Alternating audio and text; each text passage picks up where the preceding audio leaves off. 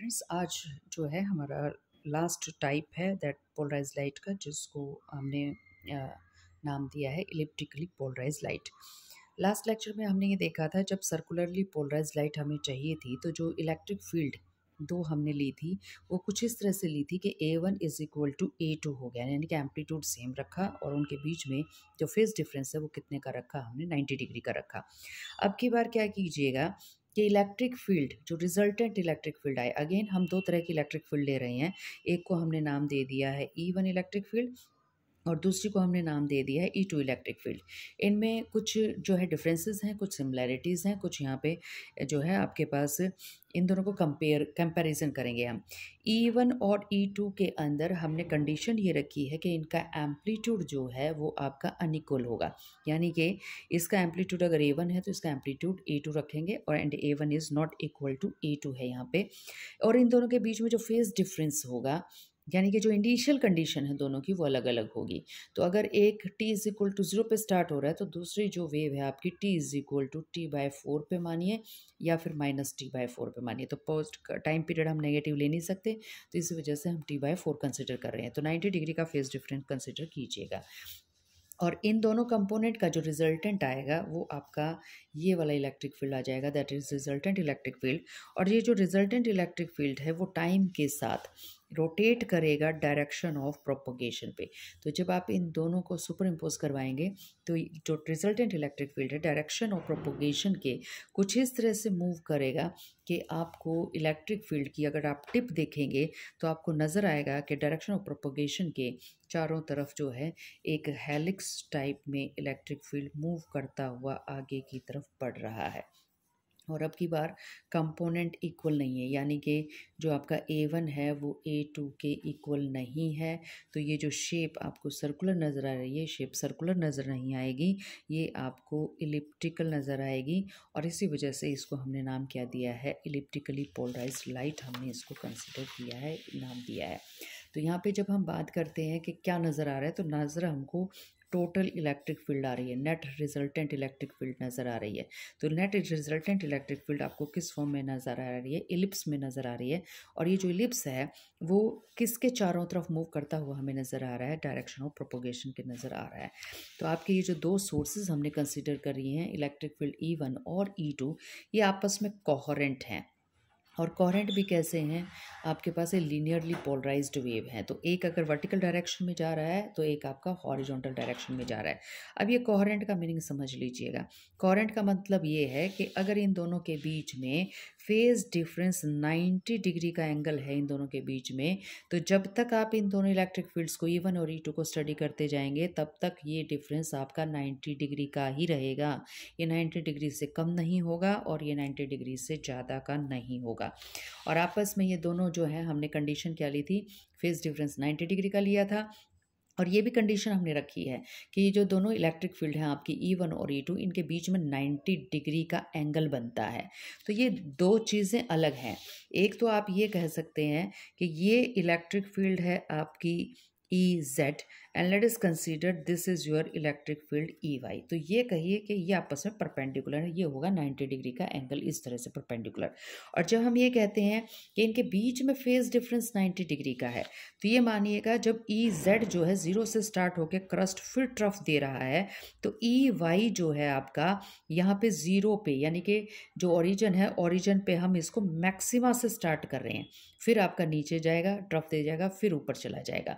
तो ये phase difference का मतलब ये है कि जो स्टार्टिंग पॉइंट है, स्टार्टिंग पोजीशन है, वो इन दोनों की कुछ इस तरह से, जहाँ पे EZ का मिनिमा आ रहा है वहाँ पर EY का क्या आ रहा है, मैक्सिमा आ रहा है। तो इस चीज़ में आप जो है कंफ्यूज मत होइएगा।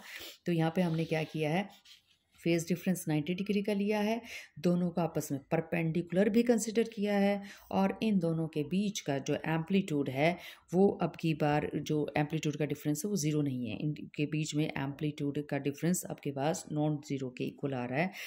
अगर बाई चांस मान लीजिए अगर आपने A1 is equal to A2 कर दिया ना, तो यहाँ पे आपको अगेन सर्कल मिलने वाला है। तो सर्कल की कंडीशन ऑलरेडी हम सर्कुलर पोलराइज में पढ़ चुके हैं।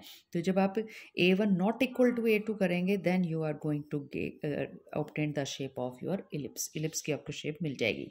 तो ये कंडीशन आपके पास है कि अगर 90 डिग्री का फेज डिफरेंस आप रख रहे हैं तो तो A1 not equal to A2 रखिएगा। और अगर आपने 90 डिग्री से कोई और फेज डिफरेंस कंसीडर किया है तो उसमें जो है आप ये कंसीडर कीजिएगा कि जो एम्पलीट्यूड है वो आपके सेम है। तो वाइस वर्सा कंडीशन मान के चलिएगा, जब फेज डिफरेंस 90 डिग्री का है तो एम्पलीट्यूड्स आर नॉट इक्वल। और अगर बाय चांस आपने एम्पलीट्यूड को इक्वल कर दिया है तो फेज डिफरेंस को 90 डिग्री कंसिडर मत कीजिएगा।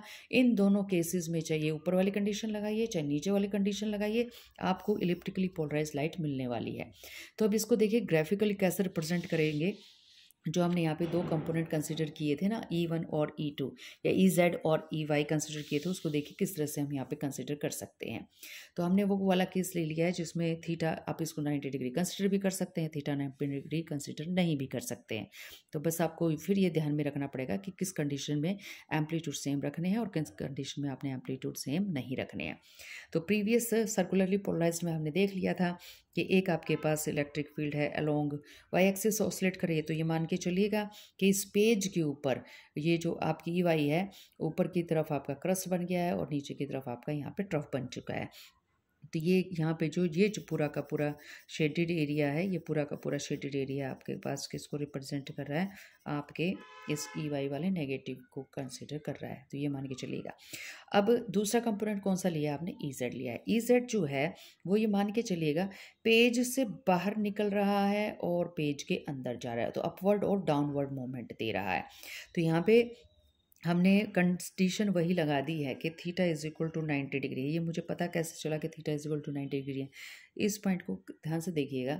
इस पॉइंट के ऊपर आप ये देखिए EY का जो एम्पलीट्यूड है वो तो हो गया 0 और EZ का एम्पलीट्यूड क्या आ रहा है आपके पास, मैक्सिमम आ रहा है। तो यहाँ पे phase difference theta is equal to आ जाता है 90 डिग्री। अगर आप इस वाले पॉइंट को, या फिर ये कहिएगा कि ये जो आपका ये पॉइंट है, मान लीजिए आप इसको यूं दिखा देते कि यहाँ आ जाता तो थीटा आपका 90 डिग्री नहीं होता। तो ये आपका EZ कंपोनेंट है। EZ का अदर हाफ कौन सा हो गया, अदर हाफ आपके पास ये वाला हो गया। तो ये पूरी एक वेव बन रही है आपकी, इधर से ये आपकी पूरी एक वेव बन रही है। और ये देखिएगा दोनों के दोनों परपेंडिकुलर किसके हैं, डायरेक्शन ऑफ प्रोपोगेशन के हैं। तो यहाँ पे हमने Y और Z डायरेक्शन में दो कोहेरेंट सोर्सेज लिए हैं। अब यहाँ पे कुछ ऐसा नहीं हो रहा है कि आपकी जो है EY जो है पहले धीरे धीरे चल रही थी, फिर इसने तेज चलना स्टार्ट कर दिया है, और EZ आपके पास उसी तरह से स्लो मोशन में चल रही है। अगर हमने यहाँ पे एक को तेज चला दिया, एक स्लो मोशन में चल रही है, तो जो आपका फेज डिफरेंस है, एंगल जो है इनके बीच में, जो अब तक हम कह रहे थे कि 90 डिग्री है, 90 डिग्री से एंगल चेंज हो जाएगा। तो ये दोनों सोर्सेज कोहेरेंट नहीं हो पाएंगे। तो जिस स्पीड से आपकी EY चल रही है और EZ की स्पीड अलग हो सकती है, लेकिन ये है कि EY की स्पीड हमेशा आपके पास क्या रहेगी, कांस्टेंट रहेगी। वो वेरिएशन जो एक सेकंड में जितनी वेव्स आपके पास पहले बन रही थी EY की, उतनी ही एक सेकंड में आपकी लास्ट तक बनती रहेगी। सेम जो कंडीशन है वो आप EZ के कंपोनेंट के ऊपर लगाएंगे ताकि हमारा ये वाली कंडीशन फुलफिल रहे कि जो आपका फेज डिफरेंस है वो कांस्टेंट रहे। और फेज डिफरेंस अगर कांस्टेंट हो गया तो हमारे जो दोनों सोर्सेज हैं E1 और E2 वो क्या कहलाएंगे, हमारे कोहेरेंट सोर्सेज कहलाएंगे। तो यहाँ पे हमने क्या किया है, हमने EY और EZ का जो रिजल्टेंट है वो E बना लिया। और जब हमने E को बनाया है किसके डायरेक्शन के अलोंग, डायरेक्शन ऑफ प्रोपोगेशन के अलोंग, तो हमें नज़र आया कि जो रिजल्टेंट इलेक्ट्रिक फील्ड है उसकी टिप को अगर हम ध्यान से देखते रहें तो वो एक हेलिक्स बना लेती है डायरेक्शन ऑफ प्रोपोगेशन के चारों तरफ। अब की बार वो जो हेलिक्स है वो सर्कुलर नहीं है, वो इलिप्टिकल शेप का बन रहा है। तो if the rotation of E vector is clockwise तो फिर आप उसको नाम दे देंगे राइट इलिप्टिकली पोलराइज लाइट। और अगर आपका ये जो E वेक्टर है और आप इसको देख रहे हैं कि लाइट आपकी तरफ आ रही है और आपको नज़र आ रहा है कि E वेक्टर घूम रहा है एंटी क्लॉकवाइज, तो अगर ये एंटी क्लॉकवाइज मूवमेंट अगर दे रहा है E vector, that is the resultant field, तो आप इस वाली इलिप्टिकली पोलराइज लाइट को नाम क्या देंगे, लेफ्ट इलिप्टिकली पोलराइज लाइट।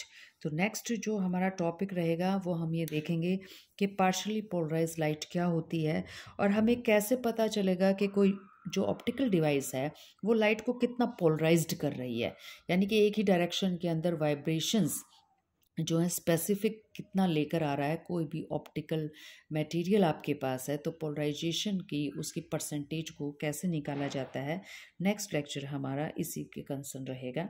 तो आज के लिए बस इतना ही। Have a nice day.